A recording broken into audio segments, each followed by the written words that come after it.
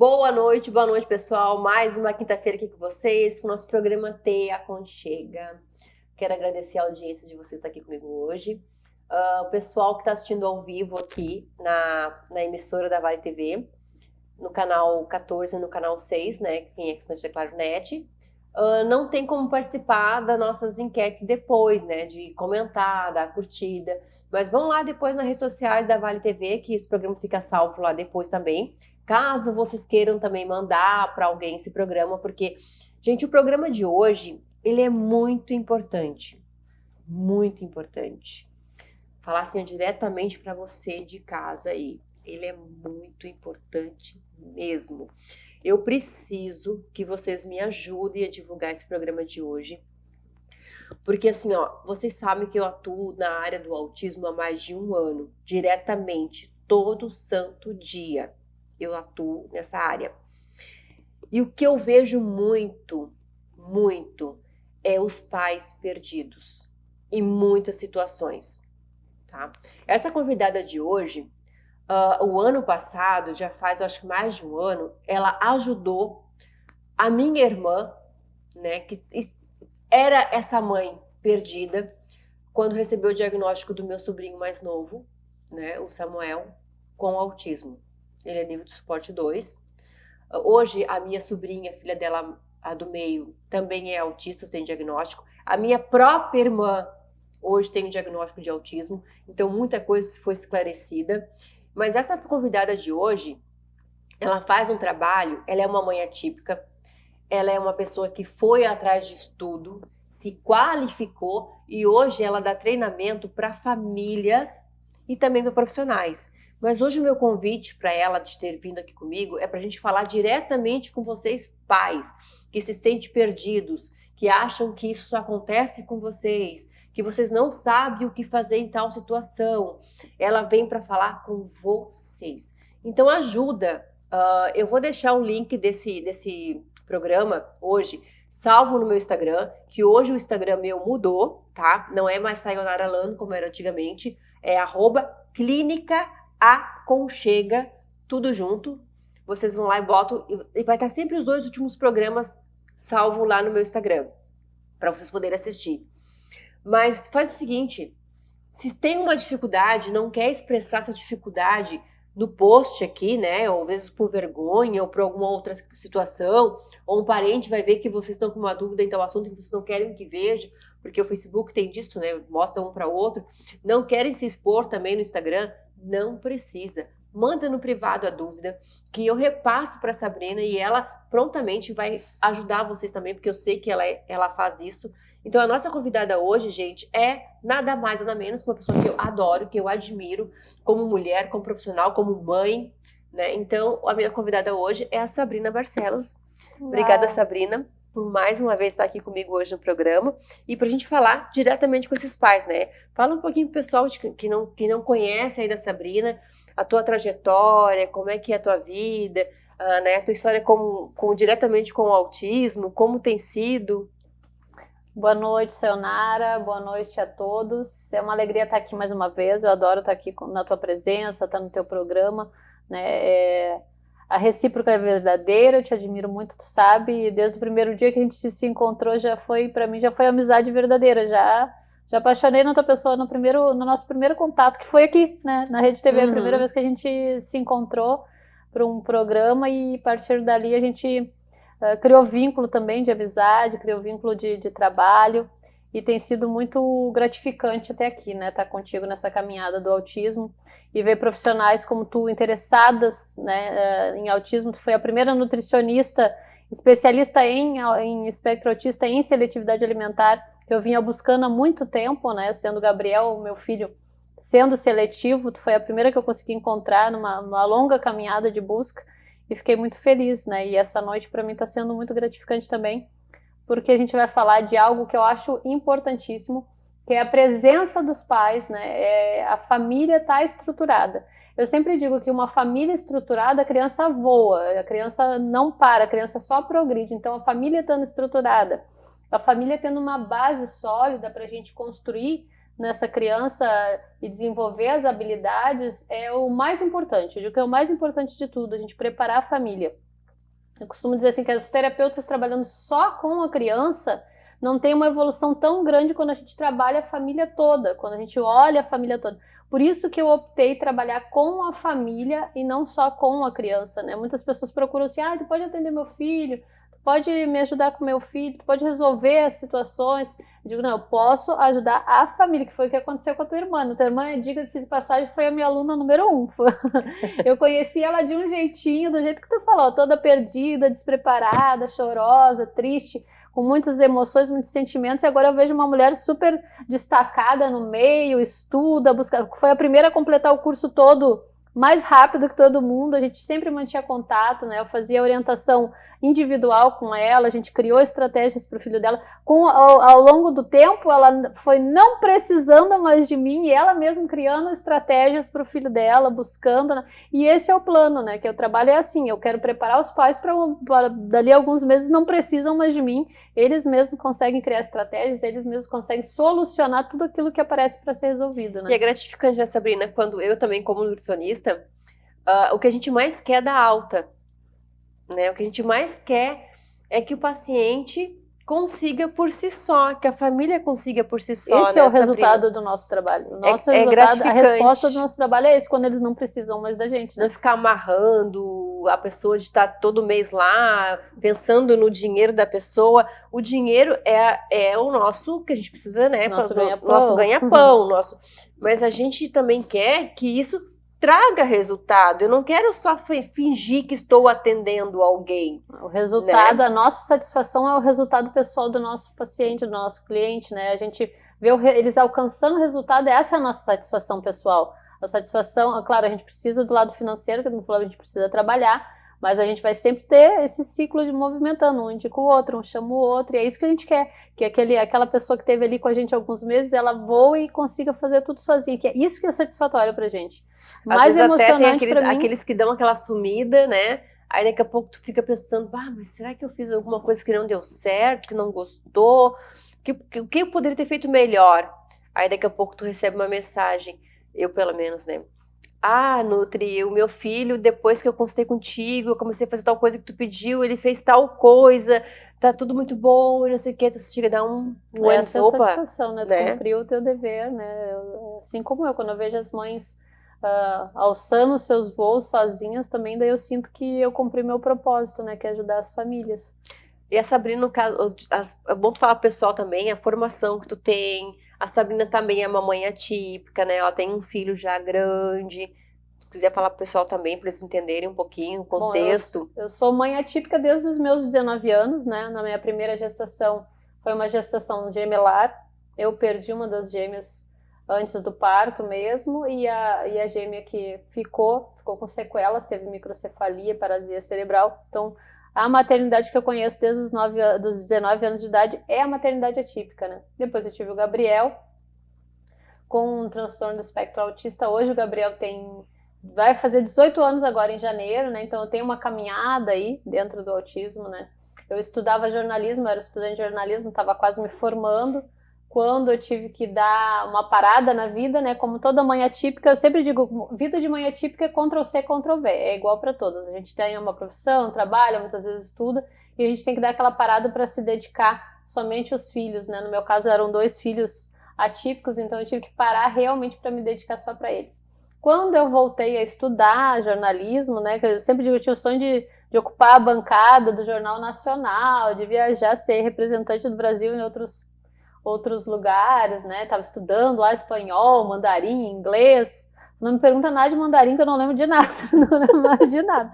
Mas, enfim, parece que foi numa outra vida, né? Eu tive que dar essa parada aí voltei a estudar um pouco depois, dos 21 anos, voltei a estudar. Mas logo depois veio o Gabriel e também o diagnóstico do Gabriel. Mais uma vez eu parei de trabalhar, parei de estudar, tentei abrir negócios para ter mais tempo para eles, mas era quase impossível com 2 crianças com necessidades atípicas, né, terapia e hospitalização. A minha filha mais velha com uma saúde muito precária, eu passava mais tempo no hospital do que em casa, então ficava muito difícil. E o que eu busquei fazer nesse tempo em que eu estava me dedicando só para a família foi estudar. Então eu me especializei mesmo em autismo nessa época, estudando muito, muito, muito profundamente. Assim, eu passava as noites estudando sobre autismo, para poder entender um pouco sobre o Gabriel, principalmente na fase escolar. Na fase escolar foi muito difícil. Eu costumava dizer que eu deixava ele na escolinha de educação infantil. Eu saía chorando, ele ficava chorando e provavelmente a professora ficava chorando também, porque não sabia fazer com aquela criança, né? Então foi uma adaptação muito difícil no começo.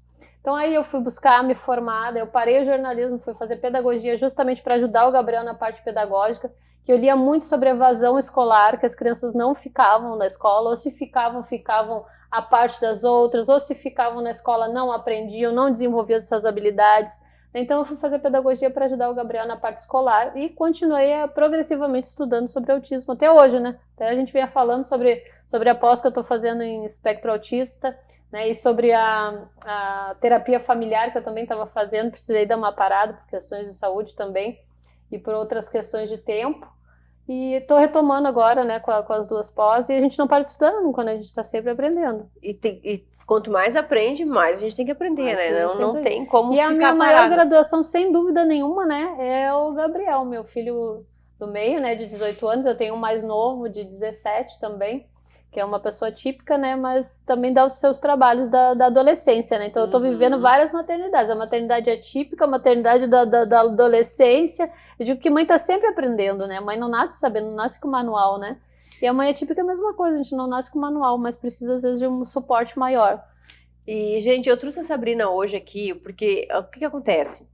Eu queria que ela falasse diretamente para vocês, com os pais, né, mães e pais, porque muitas vezes o prejuízo que traz para uma criança a troca de profissional, a troca de clínica, a quebra de rotina.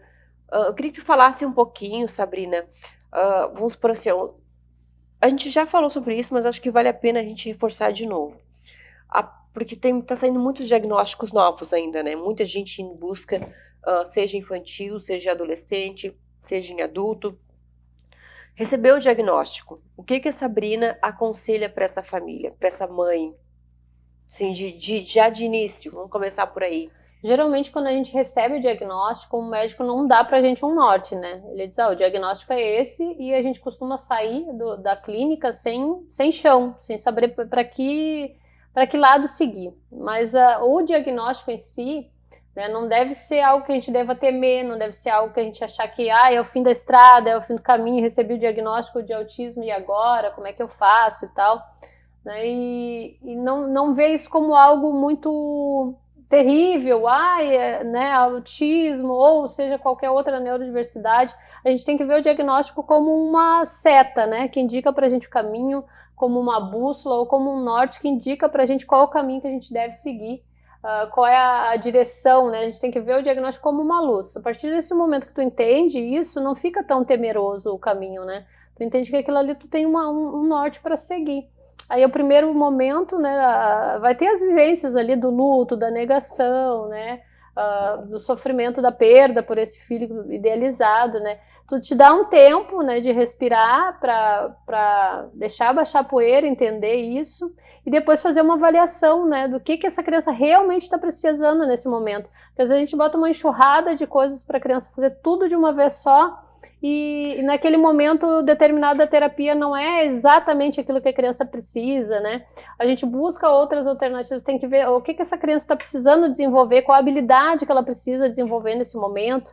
E até porque é difícil também nos planos de saúde a gente conseguir liberação para todos ao mesmo tempo. Claro, se tu tem condições de pagar todas as terapias, ok, paga todas as terapias, mas é muito difícil encontrar uma família que consiga pagar as 40 horas semanais de terapia, né? É uma situação bem individual e muito difícil de ver. Se tu não tem condições de fazer as 40 horas de terapia, que geralmente é o indicado para uma pessoa com autismo no começo das suas terapias, tu tá escolhendo aquela que é mais adequada para a habilidade que precisa desenvolver, se é a habilidade social, se é a habilidade comunicativa, se é a questão da seletividade alimentar, dar foco naquilo que é mais importante. Eu falo porque eu passei isso de praxe, né? Quando eu saí do consultório, eu não sabia o que eu ia fazer primeiro, para que lado eu ia seguir, que profissional que eu ia procurar primeiro, né? Então, hoje alguns médicos neuro, né, já passam para as famílias o número X de fono, o número X de TO, o número X já no laudo lá, né? Alguns já dão. Mas é que nem tu falou, muitas vezes é tanta tanta terapia que os pais ficam pensando, pronto, e agora? Minha vida, o que eu vou fazer? Como é que eu vou fazer isso tudo? A maioria não consegue fazer todos. Nesses 18 anos, digamos 16 anos de caminhada dentro do autismo que o Gabriel recebeu o diagnóstico aos 2 anos de idade, né? Mas desde 1 ano e 3 meses, 4 meses que eu procurava o diagnóstico, digamos que desde os 2 anos do Gabriel que eu venho conversando com outras famílias, buscando se dificilmente a gente consegue arcar com todas as despesas de muitas terapias, até porque mesmo que o plano cubra, tem Uber, porque dificilmente a gente consegue de ônibus, tem o gasto da gasolina, tem a distância, às vezes a criança não suporta fazer tanta demanda de terapia e a gente não tem condições de pagar a terapia para ser em casa, né? Então é muita coisa, são muitas camadas envolvidas, né? Tem crianças que não suportam 2, 3 sessões, tem que ser uma por dia, né? Tem que fazer toda essa escala, não né? consegue colocar todas as terapias num dia só. Isso varia de família para família. Daí muitas vezes eu recebo essa pergunta: o que eu faço primeiro? Vai depender da demanda da criança, da necessidade da criança de desenvolver certa habilidade, né? Essa é uma pergunta mais comum que eu recebo dos pais, assim, eu não sei o que fazer primeiro. Né? É muita coisa para mim, eu não tenho tempo para ir todos os dias para a clínica, ou eu não tenho dinheiro para todas essas despesas de ir até a clínica fazer terapia, mesmo com plano de saúde. E isso é bem importante a gente reforçar aqui, gente. Por exemplo, assim, ó, o que a Sabrina tá falando, qual é a demanda principal pro teu filho? Ele recebeu o diagnóstico, tá? Vocês têm lá o número X de terapia que esse neurologista passou para vocês. Uma coisa que eu acho válido, os pais que desconfiam que esse filho pode estar dentro do espectro, né, que às vezes percebe alguns sinais, fazer essa avaliação bem feita. Hoje lá na Clínica Aconchega a gente tem a psicóloga que faz essa avaliação. É uma avaliação, não é em uma sessão, não é em uma consulta, tá? Se for em uma consulta, te preocupo porque alguma coisa tá errada. Alguma coisa tá errada. Não é assim, eu acho que o meu filho é autista, vai lá no médico e o médico já laudou. Calma. Eu vejo muitos casos, assim, que às vezes uma consulta de 15 minutos já sai o diagnóstico, às vezes um diagnóstico que não está adequado para aquela criança, não está adequado para o seu nível de suporte, nem para as necessidades dela.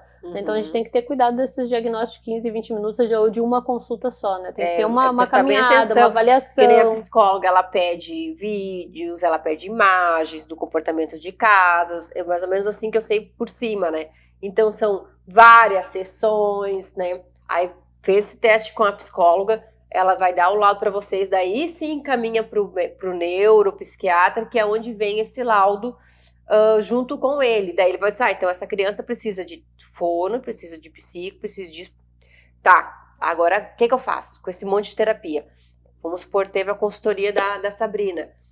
Começa por aqui, então. Depois que começou, Sabrina, aí que tá um problema, assim, que eu, agora tendo clínica, eu consigo ver, né? A falta desses pais, a rotatividade de profissionais, o prejuízo que isso pode causar para a criança, assim, com a tua experiência, com a tua história, com a tua formação. O que tu diria para esses pais, assim, ó?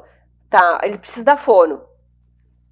Fechou com a fono, psicóloga, vamos supor lá com a seletividade alimentar, com a nutricionista. O que é importante passar para esses pais que depois que iniciou a terapia? Eu sei que de repente pode envolver a mãe, a vizinha, a sogra, o marido, a mãe, outras pessoas, mas a importância de seguir isso. Eu sempre digo assim para as famílias, o que vai levar o teu filho a desenvolver as suas habilidades não é só aqueles 40 minutos de terapia, né? Primeiro, ter sequência no que tu faz, né? Uma rotina sequencial. Não adianta tu ir, né? A mesma coisa para a escola vale para as terapias. Não adianta tu ir numa semana e na outra falhar. Porque eu sei que é cansativo e eu posso falar com propriedade. É muito cansativo passar a semana toda em terapia, passar a semana toda levando para a escola, para ficar 40 minutos na sala de aula, para ficar 40 minutos na clínica, né, fazendo terapia, mas eu posso garantir com certeza que faz toda a diferença para a criança, faz toda a diferença para desenvolver a habilidade, manter essa sequência, né, tu não falhar essa sequência, tu ter uma rotina e dar seguimento àquilo ali, né, não ficar falhando, tentar não ficar trocando muito de espaço, muito de profissionais, né? Não ter essa rotatividade para a criança conseguir criar vínculo, tu também criar vínculo, né? E o diálogo entre os pais, entre a família e a escola, o diálogo entre as clínicas, eu sempre digo que é primordial. É o tripé para funcionar bem, para a criança se desenvolver bem, é a família, as terapias e a escola. Ter uma tríade, né, de funcionamento desse grupo, desses 3 grupos, funcionarem junto, funcionarem bem, e ter sempre essa sequência, tem uma outra palavra que me fugiu agora, tu ter essa questão de não falhar, não deixar de ir para a escola. Eu sei que 40 minutos é pouco, eu sei que para terapia toda semana às vezes é difícil tu manter uma sequência, mas a gente tem que insistir nisso, a gente tem que insistir de manter essa sequência de trabalho, manter essa sequência de rotina, para a criança poder receber essas habilidades, porque muitas vezes a gente não retoma uma atividade numa terapia, é uma lacuna muito grande entre um tempo e outro, e a criança não consegue enraizar aquela habilidade. Por exemplo, tu nutricionista, está ensinando uma habilidade para aquela criança ali, daí essa semana ela tu conseguiu vincular, tu conseguiu desenvolver aquela habilidade, aí na outra sessão ele não vai, é muito tempo até a próxima sessão e essa criança vai perdendo essa habilidade. Eu não sei se você se lembra eu costumo sempre usar o filme Divertidamente, que eles vão sugando as memórias que não são usadas, né, e vai por mar do esquecimento. Uma memória que não é revista, ela é esquecida. E a criança autista mais ainda, a gente tem que fazer repetição, até que aquela memória fique enraizada, até que aquela memória fique ali cimentada e não saia mais. Agora, se tu ficar falhando muito nas atividades, falhando muito na escola, que eu vejo isso acontecer com frequência. Eu vejo acontecer com frequência com as famílias que eu atendo, com as famílias que eu já vi passar ao longo dos anos, de não conseguir manter essa frequência nem na escola, nem nas terapias, pelo cansaço, pela exaustão, pelo estresse, às vezes, pelas crises, né? Então, a continuidade da terapia, a continuidade da escola é que vai fazer esse estresse diminuir, essa exaustão diminuir e as crises também diminuir. Então, a gente tem que ser persistente, né? Sim, mesmo com crise, né? Tá com crise na escola, levar no dia seguinte também. Deu crise na última sessão, ele desregulou, teve crise. Não vou levar na semana que vem, no próximo, porque desregulou, não sei o quê. Tem uma questão comportamental muito importante vinculada a isso também. Vou dar um exemplo assim bem típico. Se a criança se desregula por algum motivo, vamos dar o exemplo do celular. Se a criança se desregula por causa do celular e tu cede, eu quero o celular, me dá o celular, mas não é hora. Daí ela se desregula, tu entrega o celular para a criança se acalmar, o que vai acontecer da próxima vez que ela quiser o celular? Ela vai ter o mesmo comportamento. Então, nós pais, nós temos que ter muito cuidado para não potencializar comportamentos, mesmo de desregulação, porque a criança assimila isso. O nosso corpo tem memória, né? Não é só a questão da mente, mas o nosso corpo também tem memória. Se a criança desregula na terapia e a gente não vai na próxima semana, né, ela não vai conseguir se vincular com o profissional, não vai conseguir se vincular com a professora. E se a gente insistir nesse passo de falhar cada vez que desregula, a gente vai estar potencializando o comportamento, a gente vai estar potencializando, porque ela entende que aquele momento de desregulação faz com que ela se livre daquele momento de estresse, tem uma fuga daquela demanda, né? Há uma inteligência corporal nisso, há uma inteligência neurológica, isso não é só a vontade da criança, né? O corpo todo entende que se ela não voltar naquele local, né? Se ela ter aquela atitude, aquele comportamento disruptivo que a gente chama, e a gente falhar no próximo, toda vez que ela tiver o comportamento disruptivo, ela vai assimilar que aquilo ali livra ela da demanda. É quase que um reforço negativo. Negativo, justamente. Né? A gente tem um reforço positivo quando a criança consegue alcançar aquela atividade que a gente pediu para ela, a gente trabalha muito com reforço positivo. Quando a criança tem uma atitude ruim, né? Isso também não só para as crianças atípicas, né, Sabrina? A gente como mãe, é a mesma coisa as crianças atípicas também. Elas têm a tendência de querer que a gente faça as vontades, mas a gente como pais, como os cuidadores, como os responsáveis, como os adultos da situação, a gente que tem que conduzir eles e ter um equilíbrio emocional para fazer isso bem feito, né? De não... mas tadinho, né? Não dá, não sei, sabe? E fico passando pano, passando a mão e fazendo as vontades no momento que a gente não deveria estar fazendo. Só que, claro, tudo tem jeito de se fazer, né, Sabrina? Sim. Tudo tem Obviamente que a gente não vai levar a criança, né, de arrasto, tem tudo um preparo para isso. Por isso que eu digo que é fundamental pai e mãe ter conhecimento da causa autista, ter conhecimento sobre autismo, ter uma base sólida, porque esse pai e essa mãe estando preparado, eles vão saber como evitar os gatilhos, vão saber como criar uma estratégia de rotina que faça com que essa criança chegue tranquila. Eu vou dar um exemplo para ti. Antes de eu conhecer a análise de comportamento, antes de eu começar a estudar autismo, eu levava o Gabriel para Porto Alegre, né? Eu expunha o Gabriel a um monte de estímulos, né? Eu pegava o trem, pegava 2 ônibus, eu chegava lá estressado, não aproveitava os 40 minutos, eu voltava para casa exausto, voltávamos os 2 esgotados da terapia e não fluía a terapia direito. Acabava, trocava a clínica e era a mesma coisa, porque eu não sabia que eram as minhas atitudes que estavam influenciando, na verdade, de não ter resultados. Então, por isso que eu sempre bato na tecla a importância dos pais estarem preparados, a importância dos pais terem conhecimento. Porque aqueles 40 minutos lá que eu levava o Gabriel numa terapia e depois troquei para outra e troquei para outra, na verdade o que estava influenciando era toda a caminhada que eu levava até lá. O que eu fiz para mudar? Quando eu comecei a entender que o Gabriel era hiperestimulado no caminho, eu chegava lá já cansado, com uma exaustão mental muito grande, eu comecei a trazer para perto de casa. Na verdade, eu comecei até, como era há muito tempo atrás, né, 16 anos atrás, e aqui na região era muito difícil ter clínicas que o meu plano atendesse. Tinha o plano, mas era só lá na outra cidade, 35, 40 quilômetros da minha cidade. Eu tinha que ir de trem, pegar 2 ônibus, eu não sabia dirigir, também não tinha carro para dirigir naquela época.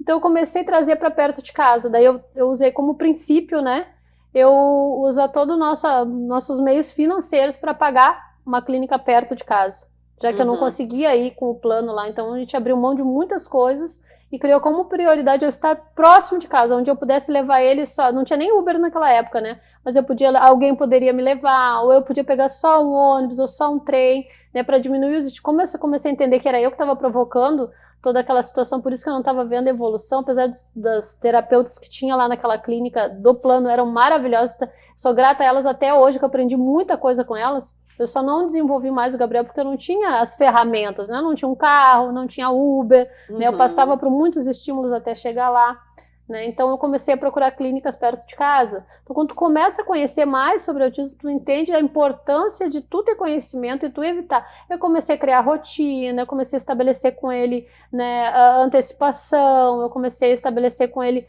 diversas ferramentas minhas como mãe que hoje promove que ele conseguisse fazer terapias até em outra cidade. E o que a gente pega lá na clínica, mães exaustas, assim, de numa conversa, elas não segurarem um choro. Então, eu imagino, e elas estão se segurando para não desmontar. A lágrima rola sem a gente querer, na verdade. Que a gente começa a conversar, questionar algumas coisas, né? Muitas vezes não tem um apoio familiar, não tem, né? Então, vocês imaginam, gente, essa fala da Sabrina é muito importante. Eu reforço, eu falo para vocês assim, ó, vocês não estão sozinhas nessa luta. Confiem no profissionais que vocês estão indo, né? É tanta coisa que eu gostaria de poder ajudar, de falar, porque a gente quer muito que vocês não se sintam sozinhas, né? Gente, o programa de hoje acabou. Mas a gente nem chegou ainda na metade do que eu quero trazer para vocês. Então, Sabrina, eu quero te deixar o convite para vir na próxima quinta-feira. A gente dá um continue, né? Que quinta-feira que vem a gente começa exatamente do que a gente falou aqui agora, porque eu acho isso muito importante. É o que eu mais pego lá na clínica. Das mães exaustas mesmo, assim, ó. Que nem eu falei, ó, pronto de não aguentarem um choro delas e elas não têm cuidado para elas. Sabe, não tem esse olhar de que elas precisam estar bem para que o filho delas estejam bem. Que se elas não estiver bem, gente, o negócio só vai piorar. Verdade. Só vai piorar. E não adianta trocar de clínica, não adianta trocar de profissional, não adianta. Não adianta. Vai ser bom no começo, mas quando chegar no momento, o problema não foi resolvido o problema. Não foi resolvido o problema. Se não for na raiz do problema, não solucionar que é o contexto que envolve essa criança, que essa criança não vive só no contexto da clínica ou só no contexto da escola, porque isso que tu fala sobre a clínica também acontece com as escolas. Né? Se tu não resolver o contexto e tu não tiver preparada, vai ser uma caminhada muito mais difícil. E a caminhada no autismo pode ser mais suave, é só tu ter as ferramentas e ter o conhecimento certo. Então, vamos pedir, deixa o teu Instagram pro pessoal de casa já te seguir lá, o teu trabalho. A Sabrina, ela tem mentoria para pais, tá, gente? Ela também faz trabalho em escolas, né? Faz palestra, bastante coisa aí. Ela tá com um projeto legal também, que eu vi que tava em Gramado esses dias, dando palestra. Eu trabalho no lazer também agora, dou capacitação na área do lazer também, nas empresas, né? Que nem a Sayô falou. Quem quiser seguir, vai lá no @autismo descomplicado, vai ver um pouquinho da parte técnica do meu trabalho, né? Onde eu atendo as famílias, onde eu passo informações técnicas, mas também vai conhecer um pouquinho do meu dia a dia, né? Hoje mesmo eu postei a primeira vez que o Gabriel tá indo sozinho fazer compra no mercado, né? Ele tá pedindo essa autonomia, ele tá pedindo essa individualidade dele, né? Foi bem emocionante, assim, para mim, o coração quase infartou, né? De ter que deixar ele sozinho ao mercado, né? Daí tu pode acompanhar um pouquinho da nossa vida, da nossa história, da nossa vida pessoal, mas também vai receber muita informação lá no Instagram ou nas outras mídias sociais, a gente está em todas, né? As mídias, levando um pouquinho de conhecimento para a gente tentar alcançar todas as famílias e todos os profissionais. Eu trabalho na área da educação também, eu tenho um programa de treinamento para os pais e um programa de treinamento para os professores. Por que eu escolhi fazer assim? Porque todos os treinamentos que eu fiz durante a vida era para todo mundo. Todos, assim, era um curso que fazia que servia para pai, para professores e para todo mundo. E eu achava que isso era, não era, eu precisava de algo mais como mãe. Como mãe eu precisava de algo mais, eu precisava de algo para mim. Então eu criei um programa estruturado para a família, pensado na família, nas questões familiares, na questão do lar mesmo, da mãe, do pai, da avó, do irmão, da criança. Então eu criei um programa com ferramentas individuais para os pais. E começou uma busca muito grande dos professores também. Os professores começaram a acompanhar meu Instagram. Como eu sou formada em pedagogia, também dou palestra nas escolas, os professores começaram a me buscar para eu ter um programa voltado só para professor. Daí eu fiz um programa só para professor também. E agora trabalhando também, começaram a buscar, as empresas estão buscando bastante, principalmente a área de lazer, percebeu que precisa se preparar para estar recebendo as pessoas atípicas, né? Daí eu estou trabalhando também na área do lazer. E talvez venha novidade por aí. Talvez. Tá? Gente, obrigada pela audiência de vocês. Espero vocês quinta-feira que vem, que eu vou continuar aqui com a Sabrina e trazendo mais temas para vocês sobre isso, tá? Para poder ajudar vocês, famílias atípicas de casa. Um abraço, até quinta-feira que vem. Tchau, tchau.